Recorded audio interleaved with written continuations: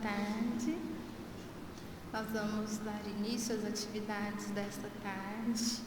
Vamos convidar a Carla para fazer a leitura da mensagem, em seguida a oração inicial. E o estudo hoje, nós temos o Livro dos Espíritos com a Joelma e o Evangelho segundo o Espiritismo com a Fabiana. Então vamos dar início, Carla.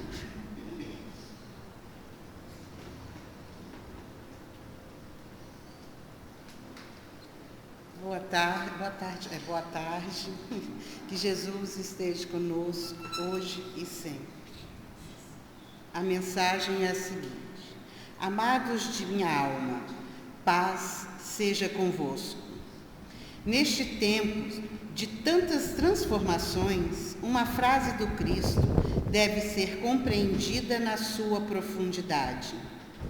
Quando o Mestre amado nos disse que o escândalo é necessário, mas ai de quem o promove, estava chamando a cada um de nós para a prática do bem acima de tudo e de qualquer coisa, porque nos círculos inferiores a criatura aprende com os opostos.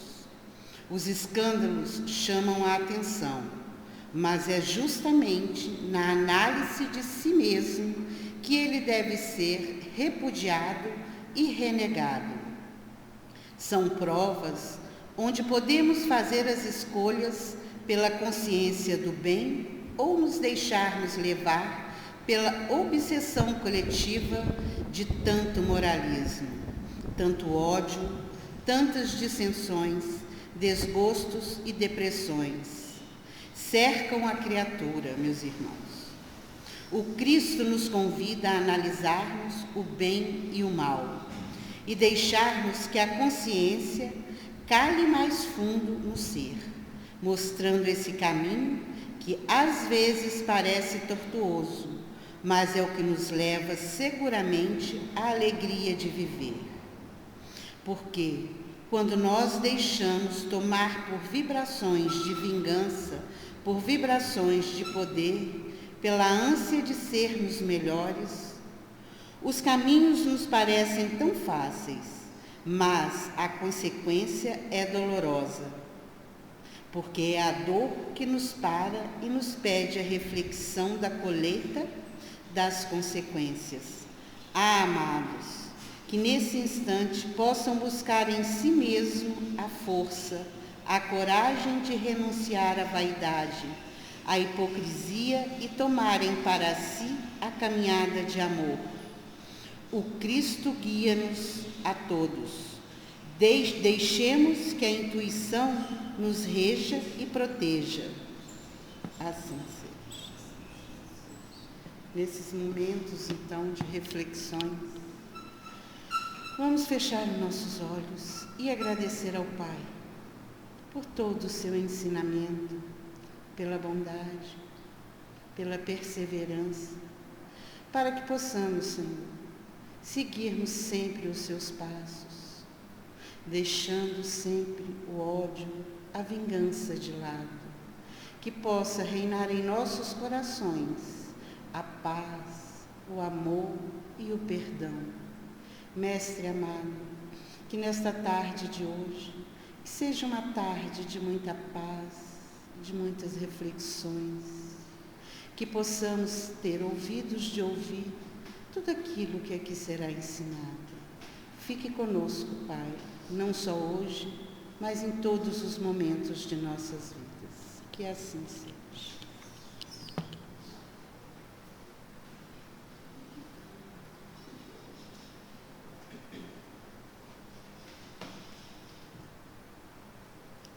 Boa tarde, meus irmãos. Que a gente possa, então, continuar unidos, né? Nós que estamos aqui presencialmente, quem nos acompanha aí e vai nos ouvir depois pelo canal do YouTube. E nós vamos continuar dando sequência ao nosso estudo, né? A gente vai continuar aí nessa compreensão de como é que os espíritos então intervêm no mundo corpóreo. Então, no estudo do Livro dos Espíritos, a gente está estudando agora, né, essa parte aí do mundo dos espíritos e dessa interação. E o que a gente já vai percebendo aqui? O que nós percebemos é que então nós somos espíritos. Ora, estamos, né, na nossa verdadeira vida, né, no plano do qual nós vemos, o plano espiritual. Ora, nós estamos aqui, como agora, né, nós encarnados estamos aqui no plano material. Mas que essa colaboração, essa interação ou essa influência, ela é constante, né? Não é porque agora nós estamos no plano material que nós deixamos de nos relacionar com o plano espiritual. Essa relação, ela continua, e é o que nós estamos aqui, né, estudando. E essa parte, né, dessa influenciação que os espíritos desencarnados podem provocar sobre nós, espíritos que estamos aqui encarnados. E a gente vai dar continuidade, então, na questão 265. Como a questão 265, ela tem, né, a letra A, tem depois a letra B, a gente vai fazer a leitura da pergunta e da resposta da 265 e da 265A. Aí a gente para, comenta, entende, né, e vai compreendendo como é que se dá essa nossa relação entre o plano material e plano espiritual e essa influência dos espíritos, tá? Então vamos lá para a questão 465. Com que fim os espíritos imperfeitos nos induzem ao mal? Então Kardec quer entender. Uma vez que, né, nós já sabemos que a gente tem e recebe essa influência, né, dos espíritos desencarnados, qual seria então o objetivo, né, desses que tentam nos induzir ao mal? E aí a resposta é: para vos fazer sofrer com eles. Então vamos segurar um pouquinho e vamos para 465A. Mas isso lhes diminui o sofrimento? Então aqueles espíritos que estão ali em sofrimento, né, ao provocar a gente sofra junto, né, esteja ali, né, companheiros de sofrimento, será que isso diminuiria em algum momento? E aí qual que é a resposta dos espíritos superiores? Não, mas eles o fazem por inveja dos seres mais felizes. Então o que a gente vai perceber aqui? Que nós temos, né, no plano espiritual, todas as condições aí, né, de espíritos mais desenvolvidos, né, aí os espíritos puros, a gente tem os bons espíritos, mas a gente tem também os espíritos imperfeitos que ainda sofrem. E muitas vezes nesse seu sofrimento, qual que é a busca que eles fazem? De fazer com que os outros também sofram. Então, trazer essa mesma condição, essa mesma situação que eles vivenciam para nós, espíritos também, mas que estamos aqui encarnados. Se a gente for recorrer à questão 281, também do Livro dos Espíritos, né, Kardec está lá questionando por que, né, que os espíritos se comprazem e muitas vezes nos fazer mal. E aí a resposta está relacionada a esse aspecto, porque eles ainda não estão entre os bons. Ainda não se veem ali como esses bons espíritos, né, dotados dessa moralidade, dotados do entendimento. E muitas vezes, qual que é o objetivo, que é o que a gente está vendo aqui? Muitas vezes eles desejam impedir que nós cheguemos a essa condição desses bons espíritos, que têm essa moralidade, que têm esse conhecimento, esse entendimento e que naturalmente vamos experimentando aí cada vez mais felicidade. Então qual que é o raciocínio, né? O raciocínio é mais ou menos assim: se eu não estou feliz, não sou feliz, vou buscar, né, e atrair outras pessoas para que experimentem esse estado em que eu me encontro, esse estado muitas vezes de infelicidade, esse estado muitas vezes de angústia, de ansiedade, muitas vezes de perturbação, muitas vezes de raiva, enfim. E aí se a gente vai, né, caminhando um pouquinho mais, lá no Livro dos Médiuns, quando Kardec vai ali nos explicando, né, com a ajuda dos espíritos superiores, sobre processos, né, de influenciação, mas ali não só influenciação, mas a obsessão, né, que a gente pode dizer que é aquela influenciação mais persistente, mais contundente, né, uma ação mais frequente buscando influenciar ali de maneira mais permanente, né, outro espírito. Então o que a gente vai entender? Ali Kardec fala que um dos espíritos, né, trouxe uma resposta muito interessante que está exatamente nesse ponto que nós estamos conversando, do porquê que esses espíritos buscam fazer essa influenciação para o mal. Então foi questionado a esse espírito, né, esse espírito desencarnado que tinha ali, né, um processo obsessivo, né, que era o responsável por um processo obsessivo, por que que ele não, né, se apegava a espíritos maus? Por que que às vezes ele buscava ali, né, fazer essa influenciação com pessoas que estavam tentando se melhorar? E aí, qual que foi a resposta do espírito? Vamos imaginar, qual que a gente imagina? O que que o espírito respondeu? Por que que ele tenta influenciar as pessoas que estão ali tentando trilhar o caminho do bem, ao invés daqueles ali, né, que estão naquela situação de maldade como ele? A resposta é algo que nós, encarnados, também conhecemos. Ele disse assim: porque os maus espíritos, esses não me causam inveja. Olha que interessante. Então, o que que acontece ali? A gente vai perceber que muitas vezes é o desconhecimento que esse espírito tem. Ele se percebe numa situação de tristeza, numa situação de angústia. Mas por que que ele se encontra assim? Pelas suas próprias escolhas, pelas escolhas que fez, né? E isso vai atraindo para ele esse estado de infelicidade, de sofrimento, de desespero, de angústia ou de revolta. Mas ao invés dele perceber a sua responsabilidade e agir e mudar, o que é que ele faz? Ele então passa a tentar, né, ali influenciar aqueles que estão buscando o caminho do bem, que estão buscando a felicidade. Então muitas vezes é por essa inveja. Em outros momentos pode ser, né, porque busca ali como uma forma de se distrair.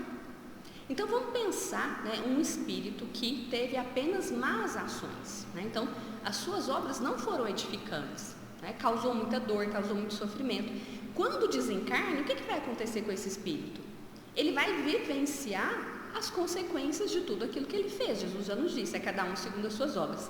Então muitas vezes ele está ali num sofrimento, ele está ali num desespero. E aí o que ele faz? Busca influenciar outros simplesmente para poder se distrair.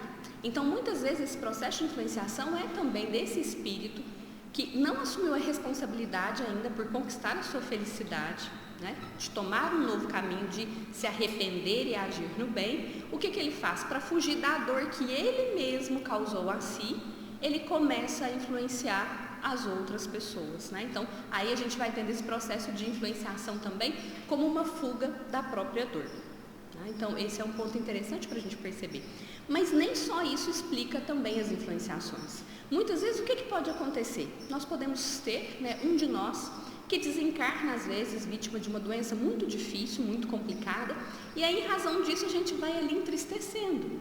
A gente vai estar no plano espiritual como?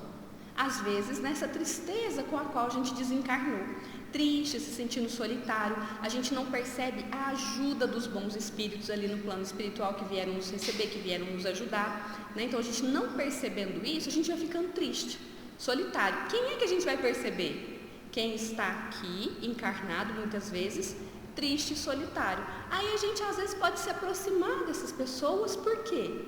Pela afinidade, por ter a mesma frequência de pensamento ali, da tristeza, da solidão. E aí às vezes a gente se liga, né? Vamos pensar que nós somos o desencarnado que está influenciando. A gente se liga ali a um encarnado que tem o mesmo padrão de pensamento que o nosso, tristeza, solidão. E o que a gente começa a desejar? Que esse encarnado desencarne, não por maldade, mas para que ele venha no plano espiritual nos fazer companhia. Que aí a gente vai, né? Mas isso vai acontecer? Não, isso é uma ilusão.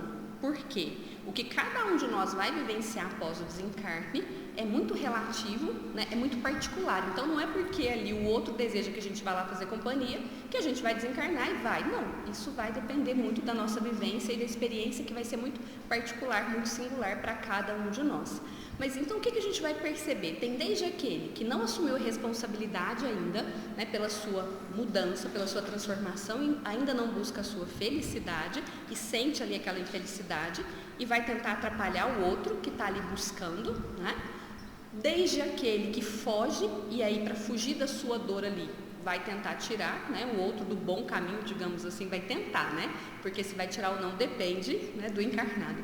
E a gente pode ter esses casos ainda, né, que não é por maldade, mas é simplesmente por uma a afinidade, uma sintonia, estarem ali na mesma frequência de pensamento, de sentimento, enfim. Então tem essas várias possibilidades. E aí vamos seguindo, na 465b. Mas que espécie de sofrimentos querem fazer-nos provar? Então esses, que muitas vezes agem por inveja ou agem buscando com que a gente sofra, tudo aquilo que eles sofrem, vivenciando aquele estado de sofrimento que eles estão. Qual que é o estado de sofrimento? O que eles querem nos fazer muitas vezes sentir, experimentar? Muitas vezes está relacionado ao quê? A falta de confiança, a falta de fé. E aí a resposta dos bons espíritos, dos espíritos superiores é: os que decorrem de pertencer a uma ordem inferior e estar distante de Deus. Então, quando nós vamos nos permitindo entrar nesse processo de influenciação, o que nós vamos começar a experimentar? Ou às vezes que já até está dentro de nós, a falta de confiança, a falta de fé em Deus, Esse desconhecimento ou a dúvida de que Deus é verdadeiramente bondoso, misericordioso, que Ele ama e cuida de cada um de nós. Porque quando a gente começa a duvidar disso, meus irmãos, o que vai acontecendo conosco? A gente começa a ficar com medo, não é? Começa a aparecer o medo. Além do medo, o que vai surgindo? O desespero.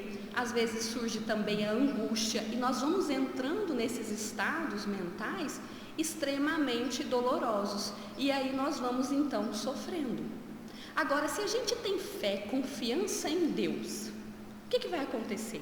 Por mais que o Espírito tente nos influenciar, dizendo, a vida não vale a pena, vamos pensar que está tentando nos levar para o caminho do suicídio.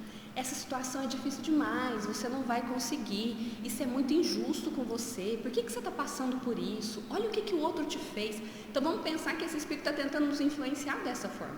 Mas se nós desenvolvemos em nós essa confiança em Deus, essa fé raciocinada a partir do conhecimento, do entendimento, da lógica, entendendo que Deus é justo, bondoso, misericordioso, nós vamos ceder a esses pensamentos? Não vamos. Mas é necessário que a gente trabalhe em nós, então, o desenvolvimento dessa fé, dessa confiança, por meio também da nossa vigilância constante. Aí Jesus já havia nos alertado, vigiai e orai, dessa necessidade para que a gente receba do plano espiritual apenas as boas influências que vêm até nós, as influências dos bons espíritos, do nosso anjo da guarda, que estão aí para nos auxiliar. E agora nós vamos caminhar para a questão 466. Eu vou ler a pergunta, vou ler toda a resposta é um pouco mais longa e depois a gente vai comentando, para a gente otimizar o nosso tempo aqui. Então a 466, Kardec questiona: por que permite Deus que os espíritos nos incitem ao mal? Aí aqui a gente já está querendo colocar problema em Deus, Mas por que Deus permite que isso aconteça? O que a gente vai perceber aqui na resposta? Que na verdade Deus ele é responsável pelas leis divinas, pela lei natural. E nessa lei divina o que está? Nós vamos ter ali a atração pela frequência com que a gente está vibrando do nosso pensamento, do nosso sentimento. Então o que vai acontecer? Frequências semelhantes, afins, vão se encontrar, frequências diferentes vão se repelir ou não vão se encontrar. Então, o que Deus criou efetivamente é essa lei da afinidade, da sintonia, mas aí depende de nós, se a nossa frequência estiver baixa, o que é que nós vamos permitir que aconteça? Que esses pensamentos de dor, de sofrimento, angústia nos alcancem. Mas se a gente está com essa fé raciocinada, se a gente está buscando fazer o bem, entendendo que tudo aquilo que nos acontece aqui tem um propósito maior, um ensinamento que nós podemos tirar, o que vai acontecer? Uma situação completamente diferente, Então vamos aqui à resposta agora. Os espíritos imperfeitos são os instrumentos destinados a experimentar a fé e a constância dos homens no bem. Tu, sendo espírito, deves progredir na ciência do infinito, e é por isso que passas pelas provas do mal para chegar ao bem. Nossa missão, então a missão dos bons espíritos, é a de colocar-te no bom caminho. E quando más influências agem sobre ti, és tu que as chamas pelo desejo do mal, porque os espíritos inferiores vêm em teu auxílio no mal quando tens a vontade de o cometer. Eles não podem ajudar-te no mal, virando aqui a página, né? Senão quando tu desejas o mal. Se és inclinado ao assassínio, pois bem, terás uma nuvem de espíritos que entreterão esse pensamento em ti, mas também terás outros que tratarão de influenciar-te para o bem, o que faz que se reequilibre a balança e te deixe senhor de ti. Olha que interessante, aí a gente volta naquela expressão que nós temos utilizado, né? Que aquele que busca exercer uma má influência sobre nós, ele não é um invasor, ele não é um intruso, ele não está invadindo o nosso pensamento, né? Ele não é um intruso ali no nosso pensamento. Na verdade, ele é um convidado, na verdade, ele é um hóspede que nós convidamos a partir daquilo que lá no fundo nós sentimos, lá no fundo o nosso pensamento movimenta, né, em nós, seja aquele pensamento que a gente não revela ou aquele sentimento que nós temos. E aqui, para a gente ilustrar, o que a gente vai, né, pegar, é um caso muito bonito, né? Às vezes a gente se apega a alguns casos, né?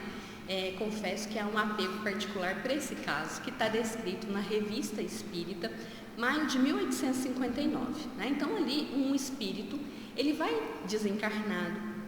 Era um espírito que a gente entende assim que ele era aquele espírito leviano, ele não tinha compromisso com a seriedade, ele estava ali no plano espiritual observando, né? Quando ele começa a interagir, né, ali com uma equipe de médiums, o que ele vai falar? Que ele ficava estudando costumes, né? Então o que ele fazia na verdade? Ele ficava perambulando por aí, entre nós encarnados, observando como é que a gente age, como é que a gente se comporta. E aí ele fala assim, né?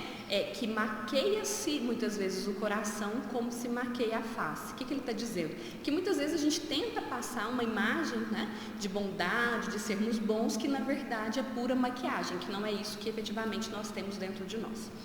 E aí ele trazendo, né, numa dessas interações, ele é convidado então por esses médiuns a fazer alguma coisa mais produtiva, porque imagina, né, gente, que coisa horrível ficar por aí vagando, observando, né, a vida alheia. E ele fala, o que ele sentia? Ele fala que ele tinha um mal-estar indefinível, ele não tinha utilidade nenhuma, né? E ele fala assim, uma ansiedade que me acabrou. Então ele estava num estado efetivamente triste, mas o que ele fazia para tentar espantar essa tristeza que ele experimentava de ter tido uma existência inútil, uma existência em que ele não fez boas obras? Ele ficava se distraindo, vendo as pessoas, observando a vida alheia, para não entrar em contato com a sua dor. E aí ele é convidado então por esses médiums a fazer alguma coisa de útil. Por que você não faz alguma coisa de útil pelo seu adiantamento, né? E aí ele aceita o convite, só que ele não tinha muito esclarecimento ainda, né? Então ele entendeu que fazer alguma coisa de útil era impedir o mal. E aí um dia ele estava passando ali por uma loja, e nessa loja ele viu uma cena que chamou atenção, né? O que ele viu nessa loja? Ele viu um rapaz encarnado que estava muito agitado, andando de cá para lá, de lá para cá, e ele percebeu a presença de 2 espíritos. Falou que a presença de um espírito falava assim, né? Tentava insuflar nesse jovem encarnado: vamos, covarde, a gaveta está cheia, você vai poder se divertir à vontade. Então estava ali insuflando no jovem o quê? Para que ele cometesse um roubo. Ele estava dentro de um comércio que já estava fechado. E esse espírito mau tentando fazer essa influenciação para que o jovem ali roubasse. E aí ele descreve que via um outro espírito, que rosto de mulher, belo e cheio de nobreza, qualquer coisa de celeste e de bom no olhar, dizia-lhe: vai-te, vai-te, não te deixes tentar. E soprava palavras, né, assim, prisão, vergonha, desonra. O que a gente vai entendendo aqui? Aqui nós tínhamos um espírito tentando influenciar ao mal, mas havia ali igualmente um bom espírito. A gente fala, mas por que com o rosto de mulher, né? Espírito não tem sexo, porque era essa a forma que esse espírito escolhia para se apresentar, né? Mas olha, um ar de nobreza, de bondade, de celeste ali, né? Enfim, fazendo o quê? Fazendo o seu trabalho, tentando insuflar ideias para que esse jovem não roubasse. E aí, esse espírito, né, que não tinha tanto conhecimento, enfim, ele queria ajudar também. Só que ele não sabia disso, né, que a gente deve respeitar o desejo e o livre-arbítrio do outro. Então, o que ele fazia? Ele tentou entrar ali na frente daquele jovem para poder impedir aquele jovem. O mau espírito, que queria levar a influência para o mal, chegou e falou para ele: o que você está fazendo aqui? O que você está se metendo? E aquele outro bom espírito, o que falou para ele? falou para ele: não intervenha, é necessário que ele passe por essa prova, a escolha final é dele. Nós podemos ajudá-lo, dar a ele boas ideias, mas a escolha final é dele. Mas ele, de todo jeito, queria intervir. Até que ele viu que o mau espírito tinha usado, assim, de uma estratégia muito arrebatadora. Passou para esse jovem a ideia, de olhar para a esquerda, onde tinha uma garrafa de aguardente, dando a ideia para o jovem, do jovem lá tomar um gole para ficar mais animado e efetivamente cometer o roubo. Enfim, quando ele percebe isso, esse espírito que estava ali tentando fazer o bem de um jeito todo atrapalhado, ele toma uma decisão, abrupta ali, porque ele não sabia que tinha que respeitar o livre-arbítrio, ele ainda não tinha esse conhecimento. E ele vai então até a casa do dono, despertar o dono para que o dono fosse lá e pedisse o roubo. Eu recomendo que vocês leiam, podem lá, no Kardecpedia a gente vai encontrar, então a revista espírita de mais de 1859, porque aí dá para ver todo o desenrolar e dá para ver o final da história também. Mas o que é importante que a gente perceba nesse caso? Ele é muito completo, dá para a gente entender uma série de coisas ilustradas, mas exatamente o que a resposta trouxe aqui. O que trouxe? A responsabilidade é nossa, a responsabilidade é nossa, do encarnado, de aceitar uma ou outra sugestão.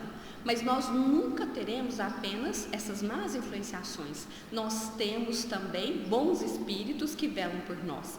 Nós temos o nosso anjo da guarda que nos inspiram, então, essas boas ideias. Mas aí, qual que é a questão? A escolha final é sempre nossa. O livre-arbítrio é nosso de aceitar uma ou outra escolha. E aí, final aqui, para a gente finalizar também, o comentário de Kardec, ele coloca assim: é assim que Deus deixa a nossa consciência a escolha da rota que devemos seguir e a liberdade de ceder a uma ou a outra das influências contrárias que se exercem sobre nós. E aí, já que a gente está aqui, no MEAC, Mês Espírita Allan Kardec, em que nós celebramos, a gente celebra todos os meses, mas nesse mês é mais especial a nossa celebração, a nosso codificador. O que esse espírito, desse caso também, ele percebe? Porque às vezes a gente fala assim de todo o bem que Kardec fez para nós encarnados quando codificou a doutrina. Mas a gente às vezes não tem dimensão do trabalho e do bem que Kardec fez aos espíritos desencarnados que o observavam enquanto ele codificava a doutrina. E esse mesmo caso, esse espírito, ele relata que ele foi à casa de Kardec. E quando ele foi à casa de Kardec, ele viu Kardec trabalhando ali, escrevendo numa das obras. E aí o que ele percebeu? Que tinha acima de Kardec, a visão que ele teve, mais ou menos 20 espíritos superiores, que estavam ali colaborando, o tempo todo apoiando Kardec, que 2 ou 3 é que traziam mais as intuições para Kardec. E aí Kardec ia ali, escrevendo, produzindo, enfim, mas sempre com toda essa ajuda. E que depois que Kardec parou, esse trabalho, entraram de 8 a 10 encarnados. Então a gente entende que era uma das reuniões da Sociedade Espírita de Paris, E aí ele relata que 8 a 10 encarnados ali com Kardec, mas chegaram em torno de 100 espíritos para poder ouvir e aprender o que estava sendo dito, o que estava sendo falado ali. Olha que beleza. E aí ele fala que ele viu alguns com coroa de fogo, desses espíritos, então a gente pode entender que eram espíritos mais elevados, mas que tinham outros que não podiam se aproximar muito, então a gente vai entendendo que eram esses espíritos mais imperfeitos, mais inferiores, mas que ficavam ali aprendendo o tempo todo. Mais uma vez a gente percebe a interação do plano material, do plano espiritual, e dessa bondade, dessa misericórdia divina e desse trabalho lindo feito pelo nosso codificador, que não beneficiou apenas nós, que estamos aqui encarnados, ou aqueles que estavam encarnados, beneficiou também centenas e centenas de desencarnados que puderam ali, durante toda a codificação, aprender, se iluminar, encontrar forças para continuarem a sua caminhada, que nós também encontremos.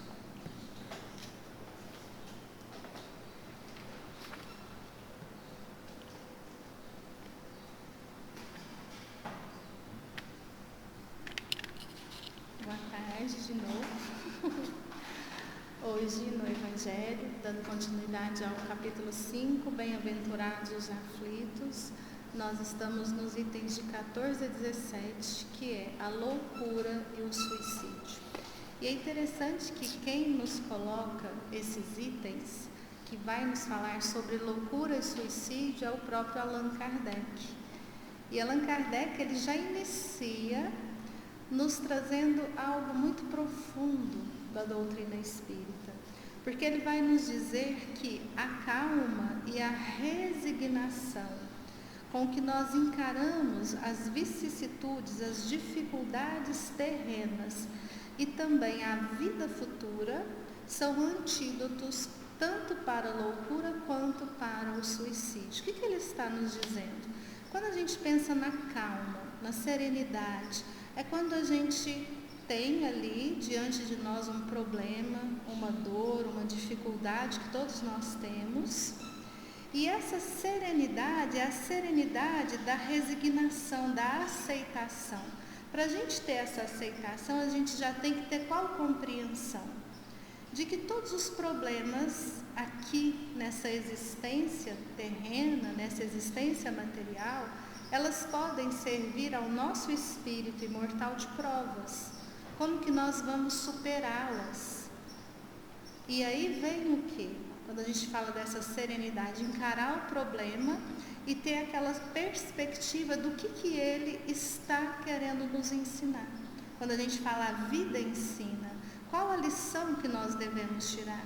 Ou muitas vezes são consequências das nossas escolhas. Nós vamos semeando e quando chega o momento dessa colheita, muitas vezes a gente colhe essas dificuldades.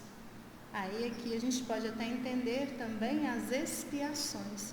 Mas seja qual for essa vicissitude, essa dificuldade, essa dor, o que significa a calma, a serenidade, a paciência?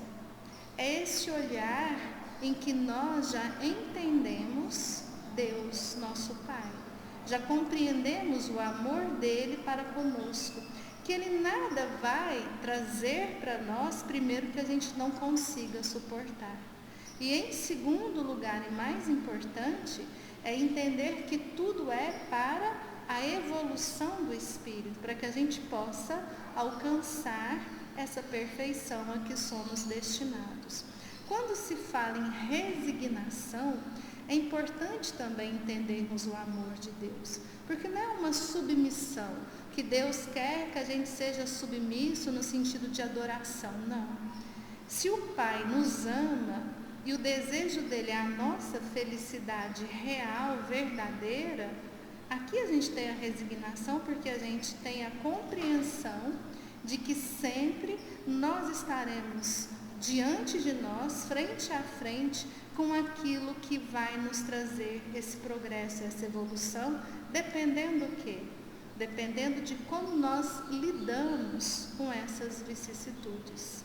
E quando Kardec vai nos falar sobre a loucura, aqui nós não vamos adentrar nem na linha psicológica, nem na linha médica, nada disso. O que não tem até cachorro aqui hoje.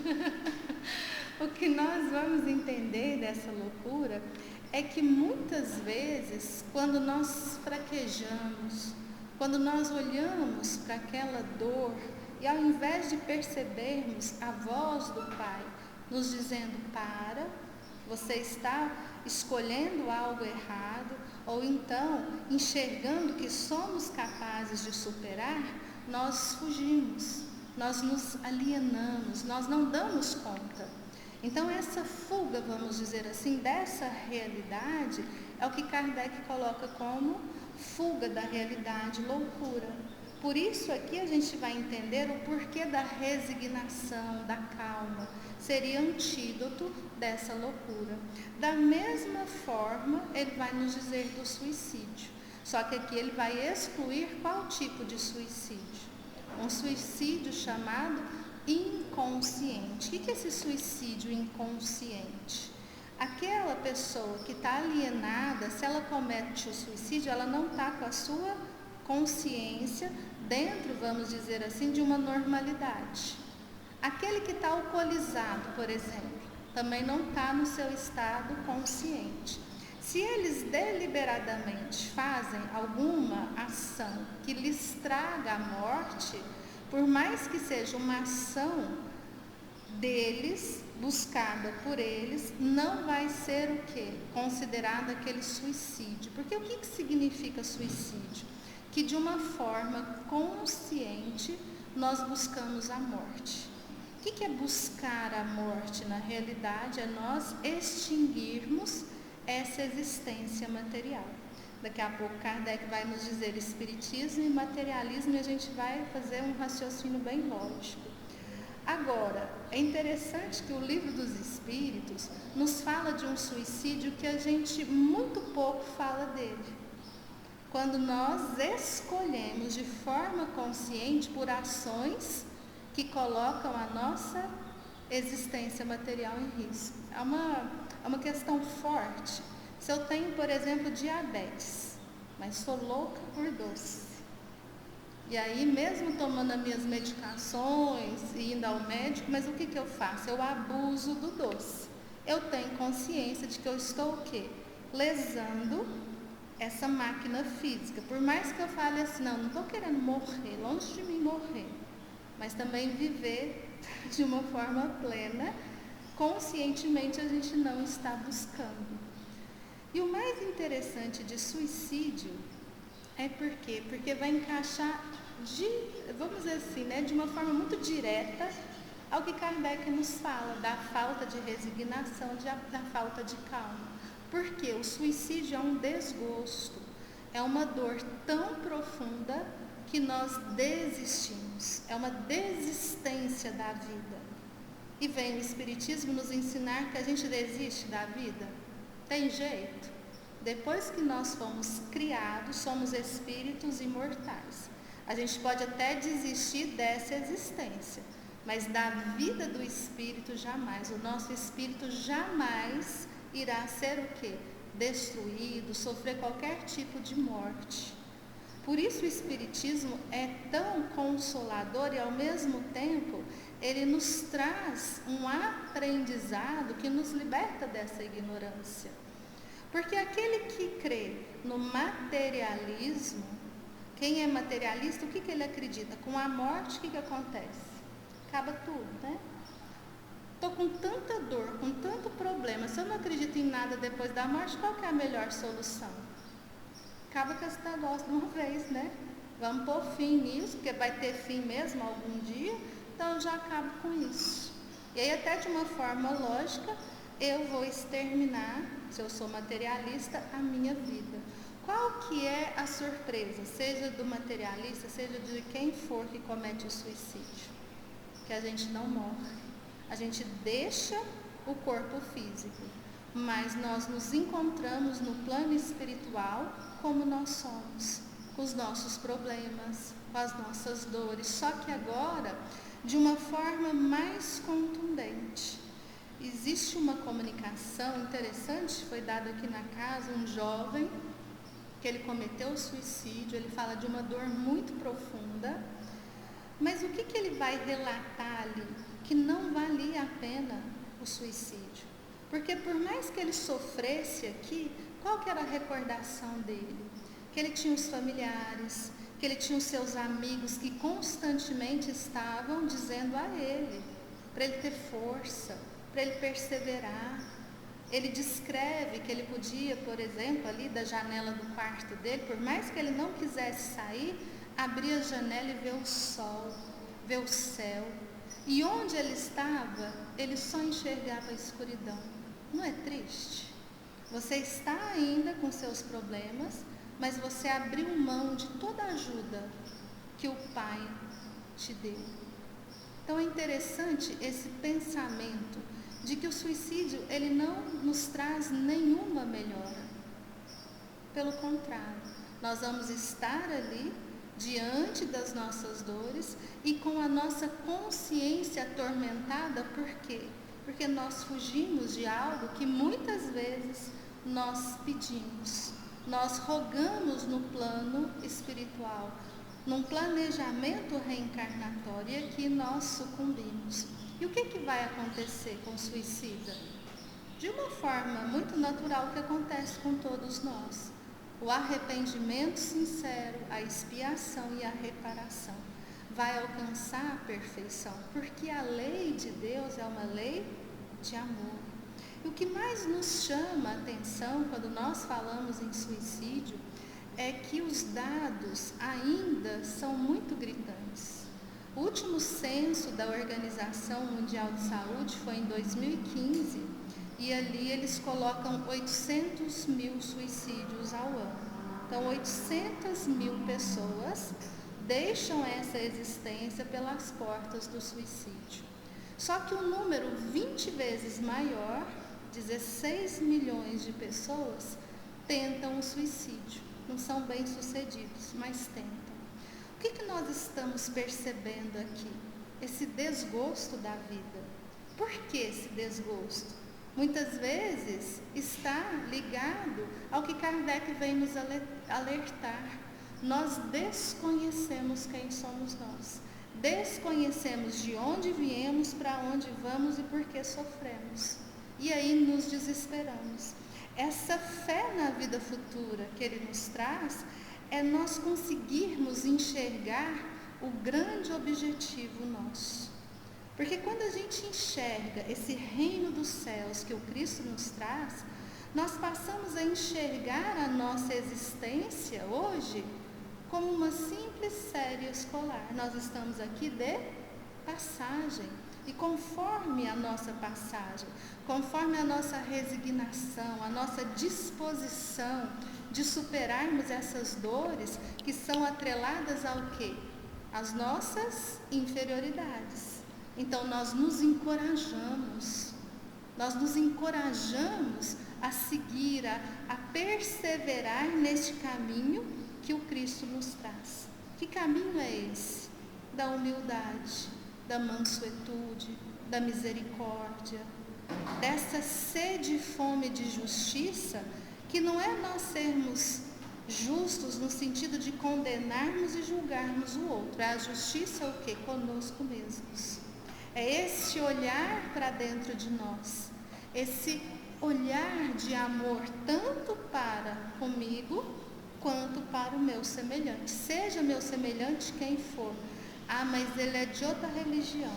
Ah, o pensamento político dele é o contrário do meu. Ele é sempre o nosso próximo, ele é sempre o nosso irmão. Porque o Cristo nos pede essa destruição das nossas imperfeições, desse egoísmo, desse orgulho, dessa vaidade. E aí nós vamos nos asserenando diante dessas dificuldades e percebendo que aquele aluno que está estudando e que vai ter uma prova. O que significa essa prova? Para a gente entender a quantas anda a nossa evolução, o nosso progresso. E aí nós buscamos muito mais a simplicidade, sofremos menos. E quando nós falamos em suicídio, algo que é muito importante que o Espiritismo nos traz é tirarmos da nossa mente que o suicida, por ter escolhido abnegar dessa existência, ele seria ali marcado por Deus, vamos dizer assim, marcado no plano espiritual como um criminoso, como se ele fosse pior do que os outros.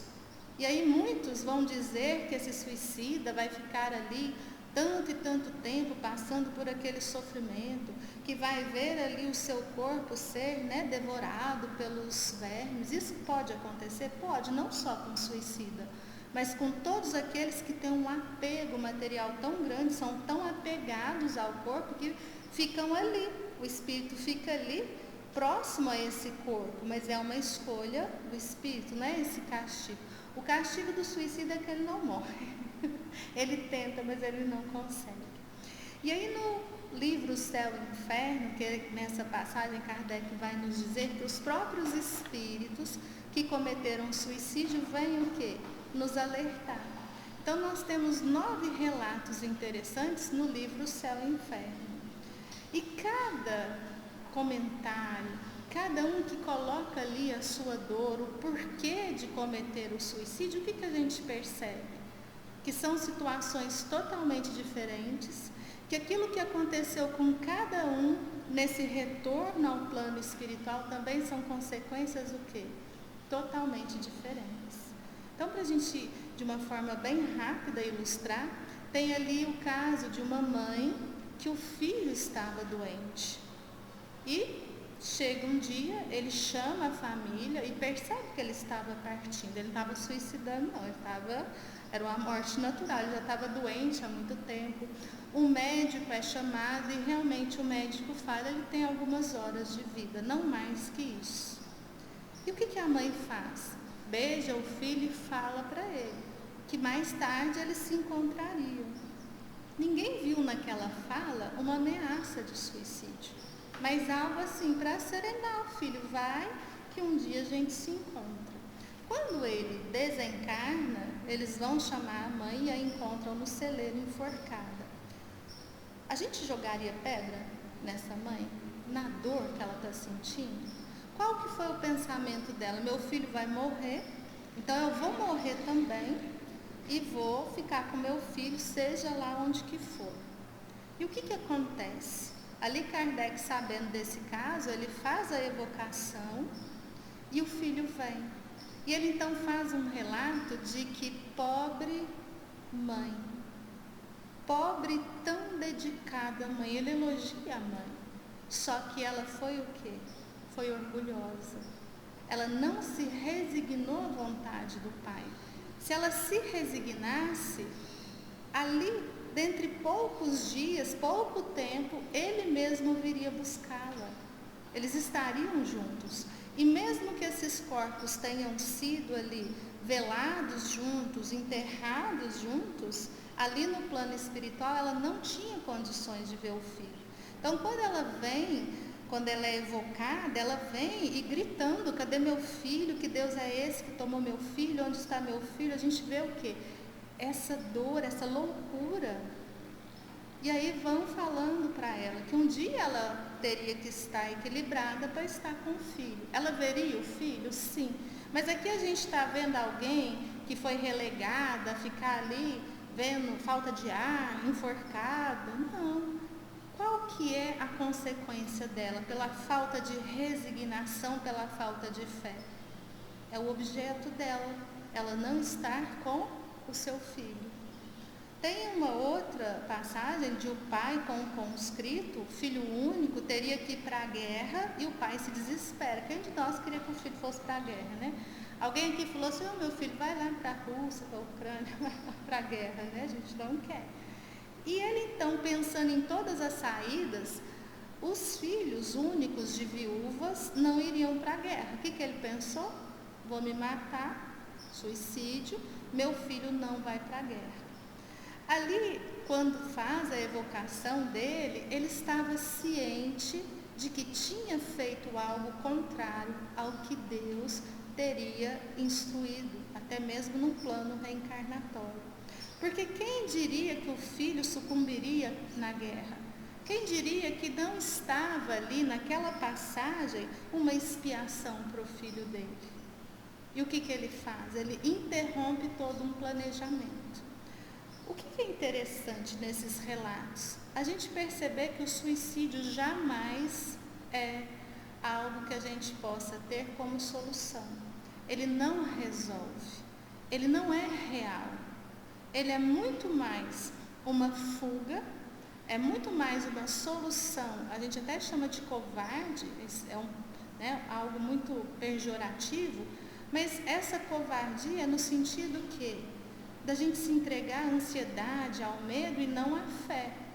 Porque se nós entendemos que Deus é Pai, Deus é amor, essa fé raciocinada nos leva à resignação, nos leva à coragem de enfrentarmos as dores, por mais difíceis que elas sejam.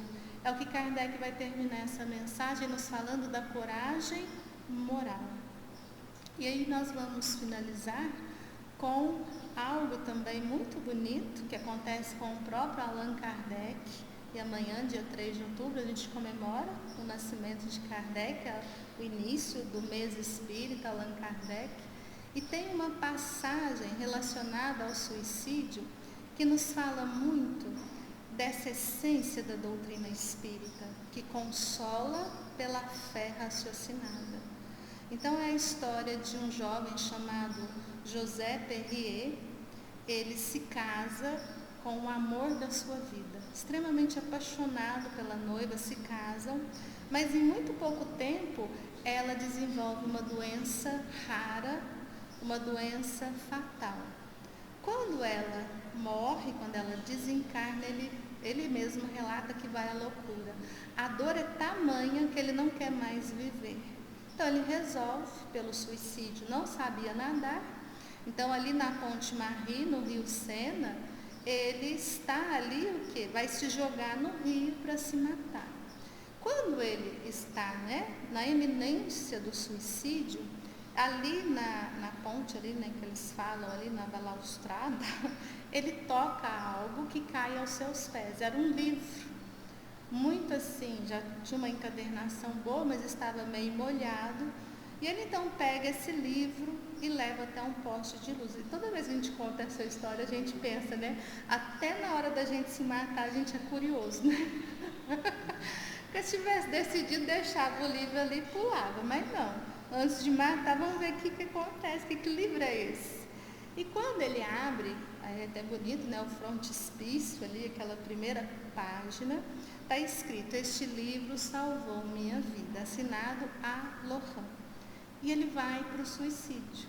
Ele começa a ler, e ali ele começa a ler toda a obra, o livro dos Espíritos, desiste do suicídio. Então ele mexia com encadernação, faz uma encadernação muito bonita, e embaixo da mensagem desse Alohan, ele pega e vai escrever: salvou a minha também, José Perrier, e manda para Kardec. O mais bonito é que o livro chega num dia que Kardec não estava muito bem. Kardec estava sofrendo muito com as traições dentro da própria Sociedade Espírita de Paris. É aquela decepção de pessoas que estão ali ao seu lado, estavam de uma forma muito assintosa, vamos dizer assim, trabalhando como inimigos. E quando vem o livro, o ânimo volta. Por quê? Porque é aquele pensamento, o quanto a doutrina espírita consola. Jamais ele falou: eu consolei. Mas o quanto esse espiritismo é rico em todos os sentidos da vida, até mesmo como antídoto do suicídio. Porque se a gente conhece alguém, a gente pode sim mostrar o quê? É a frase, que está sendo tão falada: não se mate porque você não morre, não adianta. Então que a gente possa sempre escolher pelo conhecimento que nos liberta e nos leva a viver essa existência com muita resignação, com calma, mas com essa coragem, com esse impulso da evolução. E que Jesus nos abençoe. Então nós vamos encerrando, os passistas.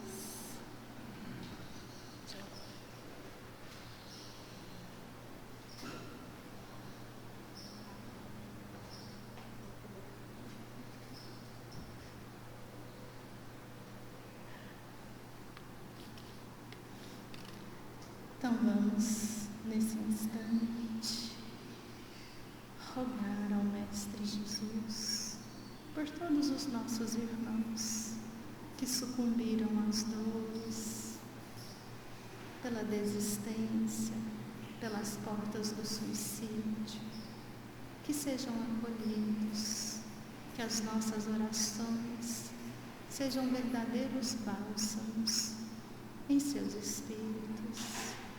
E nesse instante rogar a todos nós que aqui estamos, que estamos em nossos lares, que neste momento a espiritualidade benfeitora nos envolva nessas vibrações de amor, capazes de curar o corpo e o espírito, e com a oração que o Mestre nos ensinou, vamos perceber a luminosidade que nos envolve nesse instante, tratando de cada um de nós. Pai nosso, que estais no céu, santificado seja o vosso nome. Venha a nós o vosso reino. Seja feita a vossa vontade, assim na terra como no céu. O pão nosso de cada dia dai-nos hoje. as nossas dívidas, assim como perdoamos aos nossos devedores. E não nos deixeis cair em erros e em tentações, mas livra-nos de todo mal. Nos envolva na sua luz, Mestre, nos acompanhe e que o Pai nos abençoe hoje e sempre. Assim seja.